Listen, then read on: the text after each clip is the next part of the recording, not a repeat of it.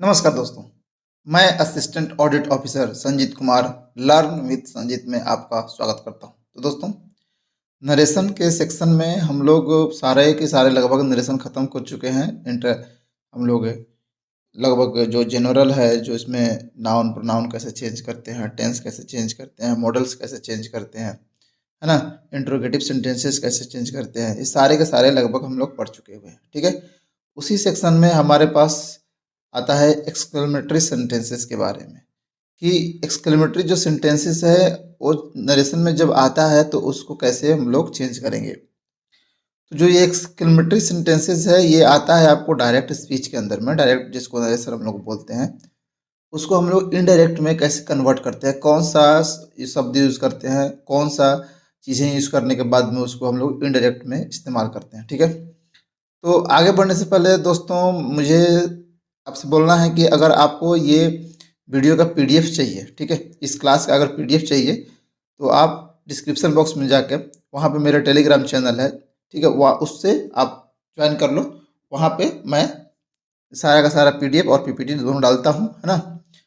और जो भी क्वेश्चन करना है तो आप टेलीग्राम पे भी पूछ सकते हैं और यहाँ के कमेंट बॉक्स में भी पूछ सकते हैं। ठीक है, और एक और आपसे रिक्वेस्ट है कि प्लीज़ अगर आप मेरे चैनल पर न्यू हैं तो चैनल को सब्सक्राइब कर दीजिएगा। ठीक है, और वीडियो को लाइक कीजिएगा, डिसलाइक कीजिएगा तो ज़रूर बताइएगा कि आपने डिसलाइक क्यों किया, ताकि मैं उसे आगे इम्प्रूव कर सकूँ ना। चलिए शुरू करते हैं फिर। तो एक्सक्लेमेटरी सेंटेंसेस क्या होते हैं, थोड़ा सा उसके बारे में जानेंगे।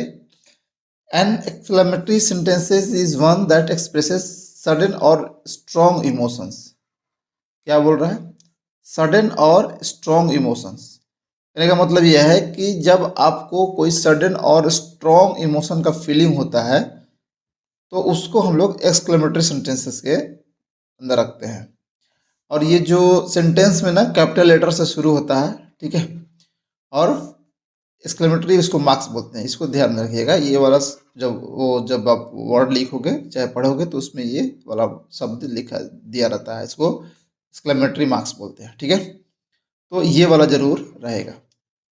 तो इसमें क्या होता है कि जैसे आप बोलते हो ना, कि जैसे कुछ बात कर रहे हो, बोलते हो कि जैसे कि ओह या आह या ब्रेवो, जैसे क्रिकेट आप देख रहे हो, क्रिकेट बोल आपके जो पसंदीदा प्लेयर है देख रहे हो, और पसंदीदा प्लेयर है वो सिक्स मार दिया तो आप खुश होकर बोलते हो कि वाह क्या हुआ, क्या बात है, या बोलते हो इंग्लिश में जो बोलते हैं ब्रेवो, बोलते हैं ब्रेवो, ठीक है, ब्रावो। तो वो सब जो वर्ड है ना, वो एक सडन इमोशन के साथ में आता है आपको, या आपको कुछ दुख पीड़ा होता है तो ओह बोलते हैं, है ना। तो इस तरह से देखिए बहुत सारे जो आपको शब्द है यहाँ पे देखिए लिखा हुआ है। जैसे आपको जा रहे हैं कहीं रास्ते में, पैर में कांटे धस गए, ठीक है, या कहीं कोई पिंच कर दिया तो बोलते हैं आउच बोलते हैं, या वाओ बोलते हैं, ब्रेवो बोलते हैं, हुर्रे बोलते हैं अगर आप खुश बहुत ज़्यादा खुश होते हैं, कहीं खेलते हैं या कुछ ऐसा खुशी का बात होती है तो, कुछ दुख का बात होता है वो बोलते हैं। आय बोलते हैं, हे बोलते हैं, अमेजिंग बोलते हैं, यक बोलते हैं, अब ठीक है, लास्ट बोलते हैं, फी बोलते हैं। तो इस तरह से शब्द का इस्तेमाल होता है। ये सारे लगभग एक्सक्लेमेटरी सेंटेंसेस जो हम लोग बोलते हैं, सेंटेंस का इस्तेमाल करेंगे तो उसमें ये वाला शब्द आते रहते हैं। ठीक है, तो इसको हम लोग इस तरह के जो वाक्य होते हैं इसको जब बनाना होगा तो कैसे बनाएंगे, इसको हम लोग नरेशन में डायरेक्ट स्पीच में कैसे चेंज करेंगे। तो इसके कुछ बहुत साधारण से रूल है, जैसे कि यहाँ पे देख लीजिए कि ही सेड, इसको आप जानते हैं, इसको बोलते हैं हम लोग क्या, इसको बोलते हैं रिपोर्टिंग वर्ब, और इस वाला शब्द को बोलते हैं रिपोर्टेड स्पीच। अब इसमें ये वाला शब्द आया है अलास, ठीक है, अलास आ गया तो मतलब ये हाय जिसको बोलते हैं, दुखी की बात है जब आप बोलते हो कि अलास आई एम इल, बोलते हैं ना मैं बुरा, मतलब कि मुझे बीमार, मैं बीमार हूँ, तो इस तरह का था ही सेड। तो इसमें क्या करते हैं कि हम लोग इसमें एक्सक्लेमेटरी विथ सौरो के बारे में बात करते हैं। ठीक है, कि यहाँ पे ये वाला शब्द जो है, ये सब वाला इसके अलास की जगह पे लिखेंगे। दो तीन को सेंटेंस दो को लिख देता हूँ और अब कैसे कैसे चेंज होता है मैं आपको बताता हूँ। जो ये शेड है ना, ये जो शेड लिखा हुआ है वो, और शेड और अलास ये पूरा मिल के क्या बोलते हैं, उसको हम लोग इनडायरेक्ट बनाते वक्त क्या लिख देते हैं, एक्सक्लेम्ड विथ सॉरो। ठीक है, जैसे कि यहाँ पे लिखा हुआ है शेड, इन्वर्टेड कॉमा है यहाँ पे, और ये अलास लिखा हुआ है पूरा का पूरा, ये अलास का ये दिया हुआ है, तो हम लोग इसको पूरा का पूरा लिख देंगे एक्सक्लेम्ड विथ सरो। जब हम इसको इनडायरेक्ट में चेंज करेंगे तो जैसे यहाँ पे ये लिखा हुआ है, देखिएगा ये ही, देखिए ये सेड है, ही सेड, ही का ही हो गया, और सेड और अलास की जगह पे हम लोग एक्सक्लेम्ड विथ सरो। अब ये जो शब्द है ना, इसके हिसाब से और इसके हिसाब से हम लोग यहाँ पे इस्तेमाल करेंगे कि सौरो इस्तेमाल करना है कि हैप्पीनेस इस्तेमाल करना है कि क्या इस्तेमाल करना है, ठीक है। तो यही है, जब अलास होगा तो यहाँ पे एक्सक्लेम्ड विथ सौरो लिख देंगे, ठीक है। और इसके बाद में अब यहाँ पे क्या करेंगे कि अब यहाँ पे दैट का इस्तेमाल करेंगे। यहाँ पे रूल होगा बहुत सारा आपको, ठीक है, रूल मैं बताऊंगा। दैट का इस्तेमाल करेंगे, फिर जो जो प्रोनाउन नाउन जिस हिसाब से चेंज होता है, जैसे एक्सलरी वर्ब हेल्पिंग वर्ब जिस हिसाब से चेंज होता है उस हिसाब से चेंज होगा, ठीक है। जैसे यहाँ पे आई का क्या हो गया, ही, ठीक है, आई, और एम का क्या हो गया, वास, और इल का इल तो रहेगा ही। जैसे हुर्रे है, सेड, और ये हुर्रे रहेगा तो क्या होगा, एक्सक्लेम्ड विथ जॉय। जब आप खुश बहुत ज़्यादा होते हो तो हुर्रे बोलते हो, ठीक है। इस हिसाब से फी या उ होगा, उ होगा तो एक्सक्लेम्ड विथ डिस्पाइस या डिस्कस। जब आप किसी चीज़ को घृणा शब्द से बात करते हैं तो यहाँ पे ये वाला शब्द हम लोग इस्तेमाल करते हैं, ठीक है। इस तरह से बहुत सारे शब्द है, आप उसके हिसाब से आप उसको चेंज करोगे। ये इसमें कुछ हार्ड एंड फास्ट रूल नहीं है कि ये जॉय है तो जॉय ही करोगे। उसमें आप एक्सक्लेम्ड विथ हैप्पीनेस के, हैप्पी से चाहे हैप्पीनेस से लिख सकते हो। वो आपके निर्भर करता है कि ये वाला जो शब्द है और उसके साथ में जो आने वाला जो रिपोर्टेड स्पीच है वो कितना ज़्यादा किस तरह के सेंटेंस के बारे में बात कर रहा है। वास्तविक में मेन से तो इसी से डिसाइड होता है, क्योंकि आप जानते हो वाव करते हो तो आप खुश होते हो, ठीक है। हुर्रे करते हो तो आप पूरा जोश में खुश हो जाते हो, फी करते हो या उ करते हो तो घृणा से बात कुछ बोलते हो, तो वहीं से आपको समझ में आ जाएगा। उस हिसाब से यहाँ पे ये लगता है, ठीक है। जैसे सेड ओ कर दिया तो सरप्राइज या रिग्रेट से बात कर रहे हो कि अरे ओ यार मेरे वजह से उसको नुकसान हो गया, बोलते हैं ना, तो इस तरह से। अब यहाँ पे जैसे बता दिया आपको कि इस तरह से जो भी होता है इसमें से जितना सारा, जैसे कि आप यक है तो इसमें भी क्या करते हैं ना कि जब आपको किसी से घृणा टाइप के बारे में बात करते हो, चाहे कुछ कुछ ऐसा कि जो आपको अच्छा नहीं लगा तो उसमें यक बोलते हैं, ठीक है। तो वहाँ पे भी आप उसको डिस्गाइज से बात कर सकते हैं, डिस्कस्ट से बना सकते हैं, तो शब्द के हिसाब से वो निर्भर करता है। और इसके बाद में लगाने के बाद में हम लोग दैट का इस्तेमाल करते हैं। यहाँ पे लिखा हुआ है, देखिए, और मैंने बता भी दिया आपको कि एक्सक्लेम्ड विथ जॉय, चाहे डिस्पाइट जॉय, सोरो, जो भी लगाना है लगाने के बाद में वहाँ पे उसके बाद में दैट लगाएंगे, ठीक है। इसके बाद में जो टेंस और प्रोनाउन का जो और मॉडल्स का, प्लेस का, टाइम का, जो भी हम लोग पहले टेंस के हिसाब से बदलाव करते थे वो बदलाव चलेगा। जैसे कि आई का ही, जो भी है, जो नियम मैं बताया हूँ आपको कि कैसे चेंज होता है उस हिसाब से चेंज होगा, है ना, ठीक है। अब हम लोग कुछ एग्जाम्पल से ले लेंगे। जैसे जैसे my friend said oh I should not have misbehaved with him. मेरा दोस्त ने कहा कि दुख से, ठीक है, मुझे उसके साथ में मिसबिहेव नहीं करना चाहिए था, रिग्रेट इसको हो रहा है, ठीक है। तो रिग्रेट हो रहा है तो इसका मतलब क्या होगा कि अब वहाँ पे रिग्रेट से बनेगा my friend exclaimed with regret, ठीक है, that he should not have misbehaved with him. उसको रिग्रेट में क्या हुआ कि उसको बिहेव नहीं करना चाहिए था, मिसबिहेव नहीं करना चाहिए था, ठीक है। इस तरह से बनेगा।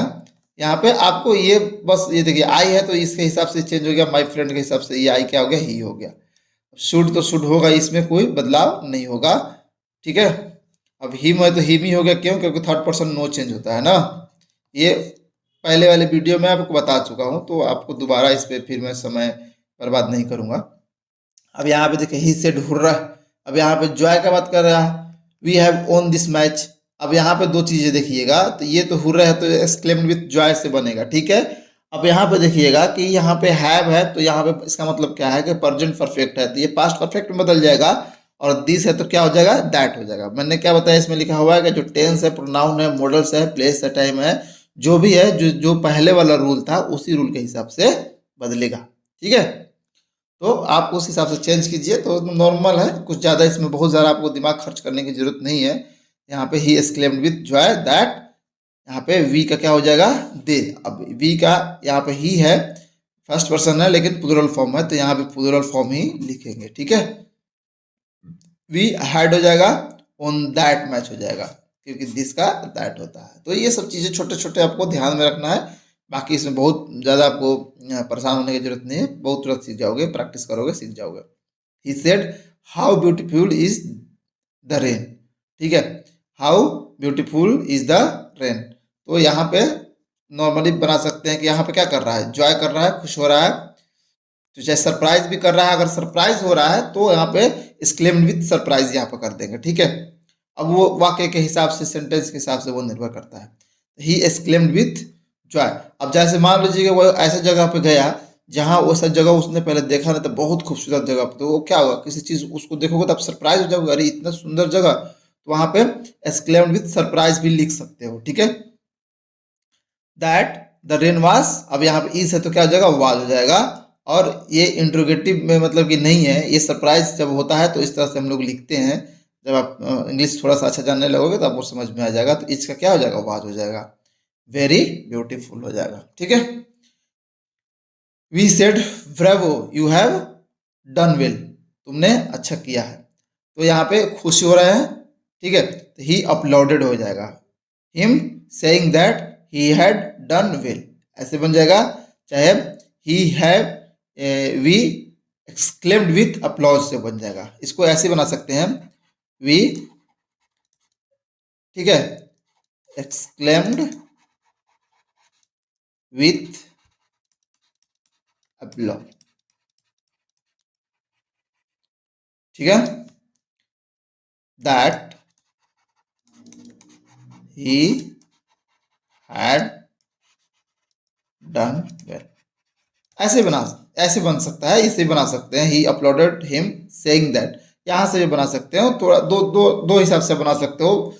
ठीक है, मैंने जानबूझ के लिख दिया कि आप ऐसे भी बना सकते हो, इसमें कोई टेंशन लेने वाली बात नहीं है। ठीक है, तो दोनों तरीका से आप बना सकते हो, ये बनाओ ये बनाओ।